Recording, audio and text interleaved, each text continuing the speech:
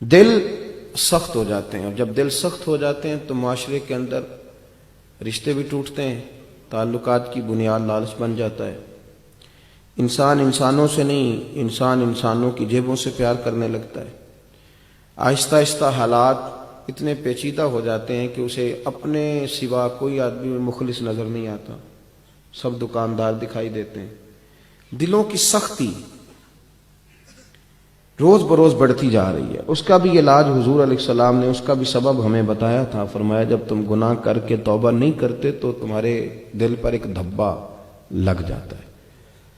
اگر تم توبہ کر لو تو اللہ اس کو صفائی دے دیتا ہے، پر اگر ایک اور گناہ کر لو تو دھبا ایک اور لگ جائے گا۔ پھر اس طرح ہوتا ہے کہ ہمارا دل کالا سیاہ ہو جاتا ہے، تو پھر جتنا بڑا اچھا قاری بھی قرآن مجید پڑھے اس کا اثر نہیں ہوتا۔ کامل ولی کے پاس بیٹھ کے بھی لوگ محروم رہ جاتے ہیں، کیونکہ اندر ہی ہم دیکھیں نا، بارش تو برسے گی پر کسی بندے نے اگر پتھر لگوایا ہو اپنے سین کے اندر تو وہاں پھر پھول کیسے ہوگے گا؟ تو یہاں اندر بھی تو زمین کا کچھ زرخیز ہونا ضروری ہے۔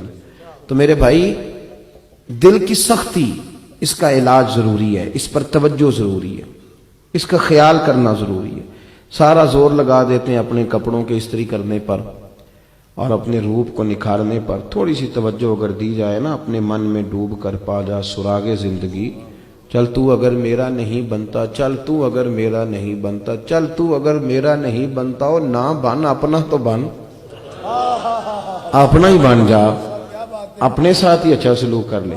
تو میرے بھائی، نبی پاک علیہ السلام کی بارگاہ میں صحابہ نے باقاعدہ اس کو مرض کے طور پر پیش کیا۔ حضور ہمارا دل سخت ہو گیا، اور یقین کریں آج تو بڑے سخت ہو گئے تھے، کڑواہٹ چھلکتی، تلخی ہے، اس کو بطور مرض کے صحابہ نے پیش کیا۔ ایک نے عرض کی، یا رسول اللہ صلی اللہ علیہ وسلم دل بڑا سخت ہو گیا ہے، کوئی علاج بتا دیں۔ تو حضور علیہ السلام، ذرا بات پر غور کرنا آپ، ہمارے ہاں ایک یہ رٹا یہ بھی پڑ گیا کہ آپ نظر کریں۔ بھئی نظر، یہ نظر ہی تو ہے جو آپ کو سبب بتایا جاتا ہے۔ اب نظر کا آپ نے کیا معنی کیا ہوا ہے؟ نظر کا کیا مطلب ہے کہ آپ کے حصے کی نماز پیر صاحب پڑھ لیں؟ نظر کا معنی کیا ہے کہ آپ کے حصے کا روزہ حضرت صاحب رکھ لیں؟ کیا معنی ہے نظر کا؟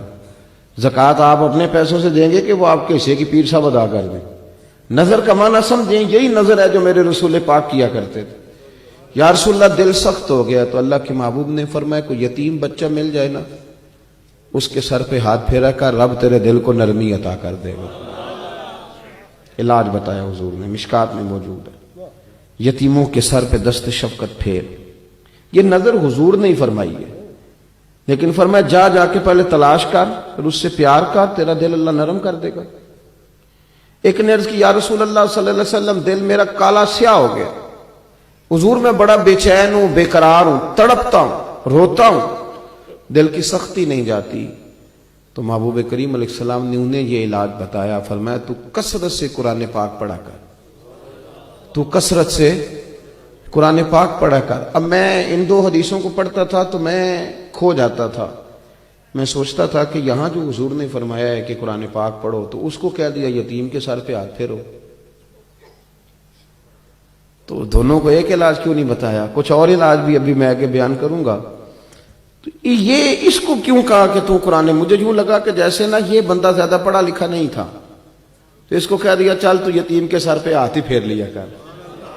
اور یہ قرآن جانتا تھا، یہ قرآن کے مفاہیم جانتا تھا، پتہ تھا کہ سورہ ہود پڑھے گا تو تڑپ جائے گا، پتہ تھا کہ سورہ ملک پڑھے گا تو روئے گا، اس کو کہا قرآن پاک پڑھ تیرا دل نرم ہو جائے گا۔ اور یہ کچھ پڑھا لکھا نہیں تھا، تو فرمایا تو یتیم کے سر پہ ہاتھ پھیرا کر۔ ایک شخص نے عرض کی، یا رسول اللہ صلی اللہ علیہ وسلم دل بڑا سخت ہو گیا، تو فرمایا نبی پاک نے زنگ لگ گیا، اور زنگ اتارنے کا اللہ بھی ہوتا ہے، وَسِقَالَةُ الْقُلُوبِ لِذِكْرِ اللَّهِ، اور فرمایا جب دل کو زنگ لگ جائے تو پھر اللہ کا ذکر کیا کرو، اللہ کا ذکر، اور ایک دن میں نہیں یہ زنگ اترے گا۔ ہمارا مسئلہ یہ ہے کہ آج پروگرام بن گیا ذکر کرنے کا تو ساری رات ذکر میں ہی گزار دی، اور کل رات پھر کہا یار میں ساری رات لگا رہا ہوں، بنا تو کچھ بھی نہیں۔ آپ ڈاکٹر کے پاس جاتے ہیں دوائی لینے تو وہ کہتا ہے یہ 15 دن استعمال کرنا، اسے کہو نہ کہ میں ساری شیشی آج ہی پی جاؤں گا، ہو سکتا ہے ایسے؟ فرق پڑے گا کہ نقصان بڑھے گا؟ تو ذکر الہی روز کریں، ترتیب کے ساتھ، تردیل کے ساتھ کریں، حدیث سنیں اور اس کو یاد رکھنا۔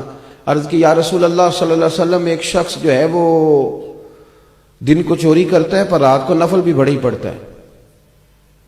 یا رسول اللہ صلی اللہ علیہ وسلم، سنا ہے وہ نماز کا بھی بڑا پابند ہے پر چوری بھی بڑی کرتا ہے۔ اب حضور نے جو ہم بات کرتے ہیں نا کہ تینوں کی فائدہ نماز دا، وہ میرے پیسے نہیں دے رہا، تمہیں کیا فائدہ، یہ نہیں کہا حضور نے۔ یا رسول اللہ وہ چوری بھی کرتا ہے نماز بھی پڑھتا ہے، تو محبوب نے فرمایا اگر نماز پابندی سے پڑھتا رہا نا تو اس کی نماز اسے چوری چھڑوا دے گی۔ یہ میں دیکھیں آپ کو میں کسی بزرگ کا بھی قول نہیں پیش کر رہا، میں آپ کو بیمار دل کے علاج کے طریقے بتا رہا ہوں تاکہ روحانیت مضبوط ہو جائے۔ نبی کریم علیہ الصلوۃ والسلام نے فرمایا کہ تو اپنی عبادات پر پابندی کر، ذکر کو روز کریں، تھوڑا کریں پر روز کریں، اس سے دل صاف ہوگا۔ یہ نہیں کہ آج آپ آئے تھے تو آپ نے کھل کے کر لیا اور کل چھٹی کر لی۔ پابندی سے اذکار، وظائف